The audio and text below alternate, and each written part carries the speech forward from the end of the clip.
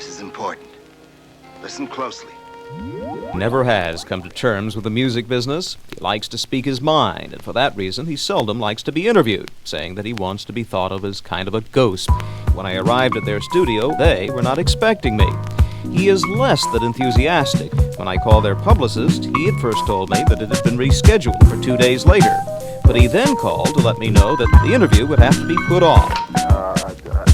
I guess you don't like to be interviewed, but I'd like to write a little about your records anyway, if that's okay. No problem about the records. Pardon? No problem about the records. Okay, but you don't want any personal information printed or anything? Rather not. Okay, what? To be honest with you. Right, okay. So what I should do is just go back and listen to the records and describe what I hear. Anyway, to this very minute, they have not done one iota of interviewing me. I ain't seen nobody. We'd like to hear your story, everything, for the record. I'm gonna tell it to the whole world. Get your pencil sharp, fellas. Okay. I would say I'm a normal, everyday person. I like girls. I like to eat restaurants. I like sports cars. I like motorcycles. Think I care? I don't care. I like to get married one day, have kids. Raise a normal family, normal neighborhood. I have people say, why don't you do something else? Why don't you get yourself a job? But, I enjoy it, so I do it, But, I just like normal things in life. Will I be able to see you? There is no need for you to see me. You must listen. I never seen him in person. That's another thing. I didn't see him in person either. Yeah. But I got the tapes. Right. Yes, sir. I think you gave me a send me.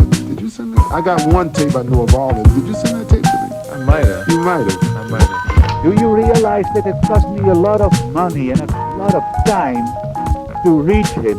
I've been trying it for about 2-3 months, He has no other phone number than this number. No.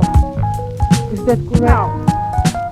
I don't believe him. He don't want to be bothered, so he won't have one put in. Yes, he does not want to be bothered. And that's that. Yes, I can understand that. But I'm mainly interested in producing and getting things done. And I hate to sound cynical about it, but if you deal with a record company or any of these people, any business, they just don't care about you, even if you're an artist or But I enjoy putting them out and making them. I mean, that's my main goal. I like music for the end for itself. I'm not doing it to make money. It's almost impossible to make money doing this sort of material, as you probably know. Yeah. And when you talk to them and you heard them play, you could just, you got the same feeling. Yes. It's their personality was almost just like they're playing. Yeah. And that's such a seemingly obvious point, but yet one that's pretty deep too. You know what I mean? That when you hear an interview with, you know what I mean? That voice and the way they talk and the space they leave. It's just like that's right. That's the thing. It doesn't matter what I say. Zip.